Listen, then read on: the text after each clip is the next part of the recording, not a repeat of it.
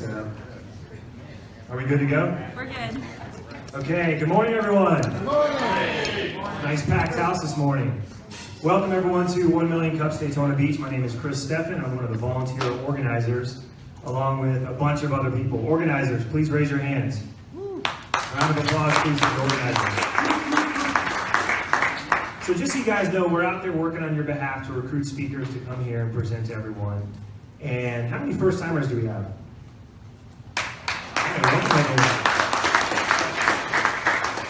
So just so you guys know, what we do is we have a guest speaker every week, and it's either a success story or a new startup coming here to get information, inspiration, motivation, support from one another. And today we actually have Adam DePasqua of To Eat List, and he has a really cool app that allows you to search for reviews on restaurants from people that you know. I know a lot of us probably use Yelp, but you're reading reviews from people that you don't know. So it could be BS, it could be a horrible review. The point is, if you read a review from a restaurant and it's a friend of yours, you can contact that friend, get more information about the restaurant from a source that you know and that you trust. It's a great idea. Very excited to have Adam. Please join me in welcoming Adam DePasqua. Thanks, Chris. I didn't know we could say BS today, so that's a good start. Just kidding. So thank you guys for coming out and taking time out of your workday. And once again, thank you to all the organizers who put this thing together. And I appreciate all of you once again coming out this morning. So yes, I'm introducing To Eat List today. I want to do this a little bit differently. So I'm going to start with a little bio about me, go into the product and how it started, and then also talk about what I've learned and then what I would tell somebody who's starting out as well. So, I'm Adam. I was born in New York. That's probably why I talk so fast and so loud. My work life, let me go back to where I was born. So I was born in New York, moved down here when I was 3. I went to school in Daytona Beach. I went to college in Daytona Beach. Got my associate's degree at Daytona State, and then moved on to UCF and graduated with my bachelor's there. And then from then, my work life started. I currently still do design work, freelance design, and web app design. I worked for an agency in Orlando called Purple Rock Scissors, one of the best agencies there. Probably one of my most challenging jobs, one of my most rewarding. I also have a nonprofit called Give Site, which I've also done events in Daytona Beach, Orlando, and Washington, D.C. to raise awareness and funds for social injustice causes. And then I also spend time at Apple. So I worked at the retail level there. I was part of the business team, sales lead, trained new employees for the district. And I was also lucky enough to actually work in Cupertino for roughly a month on a secret project for retail. So that was really, really, really cool. So I've done a lot. I've designed, I've sold, I've user tested, I've done operations, I've been a part of crafting company culture, and then I've also been involved in the nonprofit sector. So in terms of what I love, this is more of the personal side. I love eating. I'm one of the very few that still love baseball. And I'm a really big tech nerd, and I really love movies. So it's cool to be in the movie theater today. So let's go ahead and get started on To Eat List. To Eat List, discover and share restaurants with those you trust most. So the problem with restaurant apps now, and this is basically how we interact with restaurants and the apps that we use for restaurants. So we have mass public reviews. Sometimes they're dishonest. That hurt the owner of the restaurant as well as the customer, because you don't always get a fully honest review, and a lot of the times you don't even know who these people are. Another option are apps that provide you check-ins. They're great for rewards, but often lack any kind of context. The other type of restaurant apps we have are just being able to make reservations, which is really non-social, and it's primarily just task-based and things that you're doing on your own. The other ways that we discover restaurants is when you visit a city, you may be texting that friend, where should I eat when I go here? Or you're going on Facebook and asking people for recommendation, and then everybody's dropping their comments in. So we're trying to discover and go to restaurants and enjoy food together in a ton of different ways. So what I'm trying to do with To Eat List is trying to bring all of those things into one really simple application. So our solution is a restaurant recommendation platform that allows you to discover restaurants through your friends. The 3 pillars of that is to remember the places you care about, share your experiences on and off the platform, and discover new places from friends and influencers. and here's the product overview. So the first section is that I'm going to talk about today is your My List. So this is your personal list. My List allows you to add your favorite places, also the places that you want to try. So if you do hear about a recommendation on TV, or I'm a huge Anthony Bourdain fan, so I always watch his shows, and or if you're a local and you're like, man, the best donuts in town are Donnie's Donuts. Yeah, there you go. Give it up for Donnie.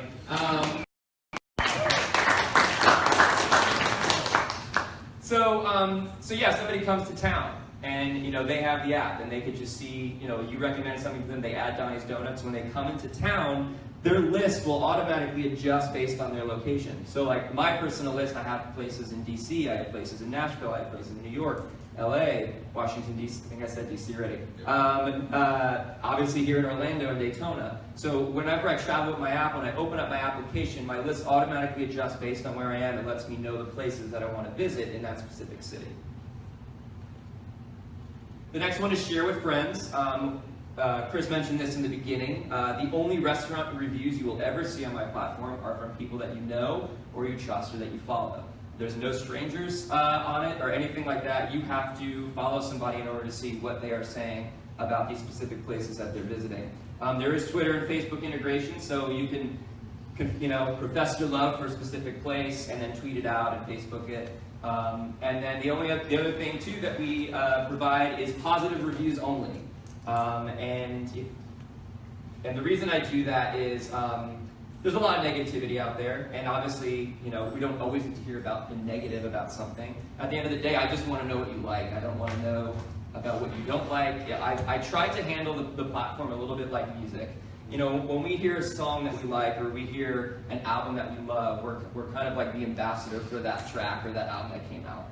Rarely are you going around being like, oh, I heard that song on the radio and I hate it. So that's kind of the way that I went about this, is that just positive reviews only. You have to have been to that place and have to have favorited it in order to actually say anything about it. And then this is probably my favorite one, which is discover something new. This is the discover section. So in one tap, I can see where my friends' favorite places are in a specific location. So if I do come to Orlando and I tap one button, all my friends' favorites are listed into one specific list for me. So once again, I don't have to ask them, I don't have to text them. Right on this board right here, I will get a list from the most popular down in terms of my friends' favorites within that specific location. I can also adjust the location, so if I am planning a trip somewhere, I can press one button, and then that will show me an updated list for that location. So for instance, if I'm going to New York, I can adjust my location to New York, and then I can see all my friends' favorite places in New York by just one push of a button. I don't have to text them, I don't have to ask them. And then if I just hit the plus button, it then goes directly to my list, and then I can remember it next time I go there.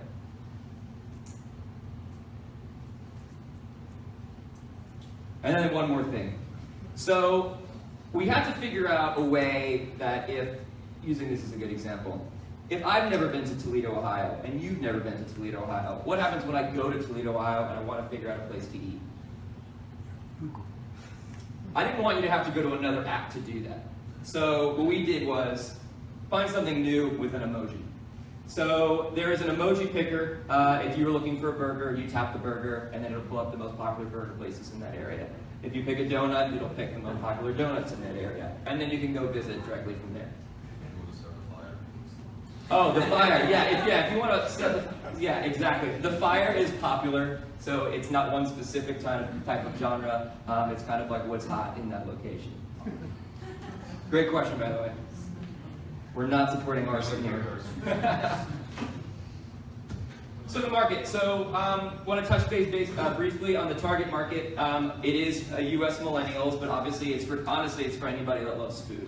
But if you've noticed something with the millennial group is that we're taking a lot of pictures of food, which may look really weird to you, but there's actually people making money off that, by the way.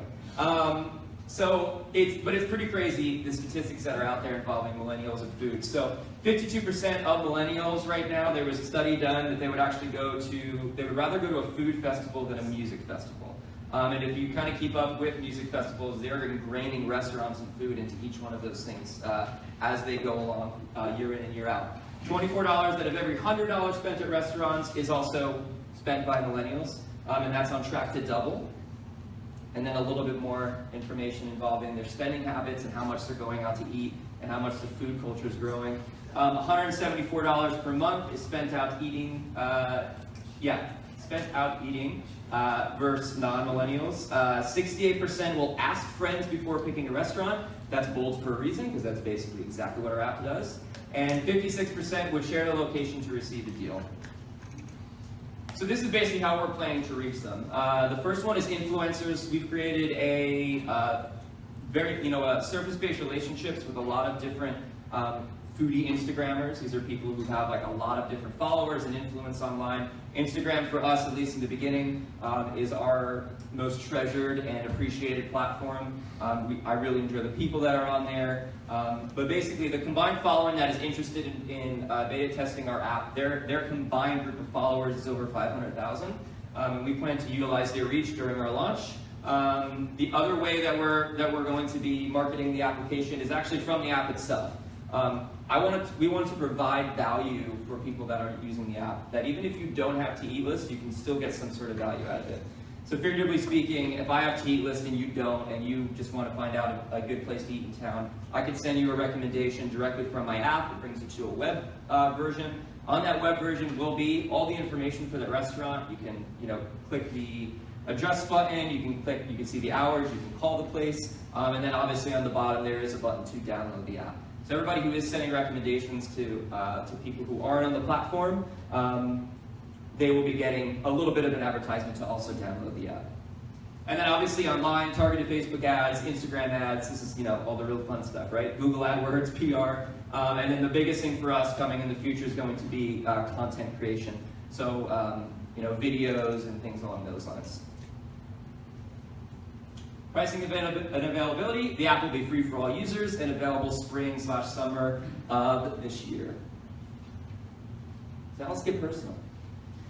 This is the portion that I kind of wanted to give you an idea of what I've learned during this process, and then also what I would tell somebody who is starting their own business. So this is what I wish I knew. This is obviously a metaphor. This video is called Founder's Life, and it is basically a metaphor of missing the mark a lot. I knew this would be a hard journey, but you will often see over and over and over again that as you're going through the process, as good as things look, there's always going to be something that happens, something that messes things up. So I wish I would have been a little bit more prepared for that, but it is a great learning experience. This is the other thing. This is by Seth Godin. He has a book called What to Do When You're Next. What to Do When It's Your Turn. Highly recommend that book. When you see the cover, you're like, what the heck is this? But it's one of the best books I've ever read. But it says, waiting for perfect is never as smart as making progress. I think because I, at times, can be a perfectionist, and because of my design background, as I was creating this product, I would just keep implementing changes and coming up with new ideas without even getting it to market yet. And I wish that I would have just, focused on the MVP and then got it out a little bit earlier. So I've learned that, and I'm currently doing that now. All right, so what would I tell someone starting? You're going to have to play multiple roles, so get over it. So what that means is if you have a startup and you may be one person, you may be two, you're going to have to be the accountant, you're going to have to be the bookkeeper, you're going to have to be customer service, you're going to have to be the guy running social media or the girl running social media, you're going to have to know your books, you're going to have to know a lot of different things. You may say, I don't know how to do that. We have this amazing thing called YouTube, and it's free, and it tells you how to do a lot of these things. The next is fall and get up, and don't dwell on the L. This is kind of a two-part thing here. If you're not failing, you're not attempting anything. I don't like failing in the moment, but after I failed, I really like it afterwards because I've just learned so much. The don't dwell on the L portion is, for those of you who don't have like the new sports lingo, the L is a loss. Don't dwell on your loss. So basically, don't be down about the thing that just happened. Don't be down about the sale that you may have just missed or the funding that you were so close to getting and you didn't get. Keep moving on. want to win, want success, stay humble. So yeah, be confident about your product, speak positively about your product, but also stay humble. I'll say this in more of a personal sense instead of like preaching at you guys. I hope that if this product is successful, whether it's this product or another product, that I will always be available to help somebody who is a rookie in the journey and who is not as far as I am. I also hope that that I'll never be too good to come do a talk in Daytona Beach ever again. And then the other thing too, and in regards to staying humble, is that if you have a team that's just more than you or somebody that's helping you on your product, try your best never to use the word I when you're talking about your product. It's always a we. So whether that's with your group or with your company, recognize that like we are doing this. Ask. It is what separates the doers from the dreamers. This is actually a quote from Steve Jobs. It's a really amazing story.